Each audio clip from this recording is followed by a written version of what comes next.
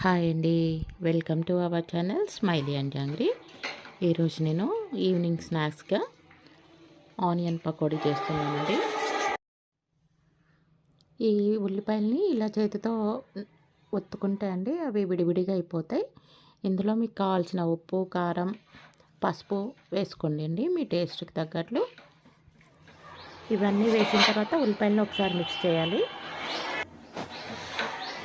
ఇప్పుడు శనగపిండి జల్లించింది వేసుకోనండి, ఉల్లిపాయలతో ఫ్రై చేయండి. బాగా మిక్స్ అయ్యింది. ఇప్పుడు స్టవ్ మీద కళాయి పెట్టుకున్నది డీప్ ఫ్రైకి కావాల్సిన ఆయిల్ వేసుకున్నాము. సరిపోను. ఇది పల్లి నూనె అండి, గానుగ నూనె. మీకు కావాల్సిన ఆయిల్ వేసుకోండి. ఆయిల్ కాగిందో లేదో ఒకసారి చెక్ చేసుకున్న తర్వాత పకోడీని ఇలా వేసుకుందండి. విడివిడిగా చక్కగా ఫ్రై చేసుకోవాలి.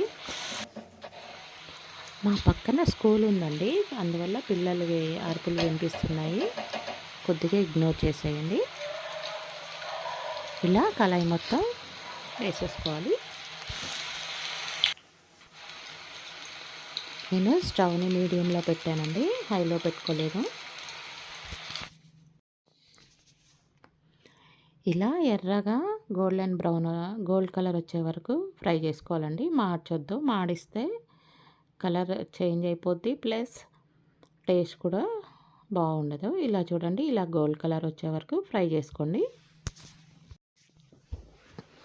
పకోడీ అందరు చేస్తారండి, కాకపోతే ఎవరైనా కొత్త వాళ్ళు చూస్తే చేస్తారు అనేసి చూపిస్తున్నాను. అదే కాకుండా నేను ఈరోజు చేసిన ఈవినింగ్ స్నాక్ అనేసి పెట్టానండి. పిల్లలు స్కూల్ నుంచి వచ్చే వరకు అండి ఒక 4-5 ఉల్లిపాయలు కట్ చేసుకొని ఇలా చేస్తే పిల్లలు హ్యాపీగా ఫీల్ అవుతారండి.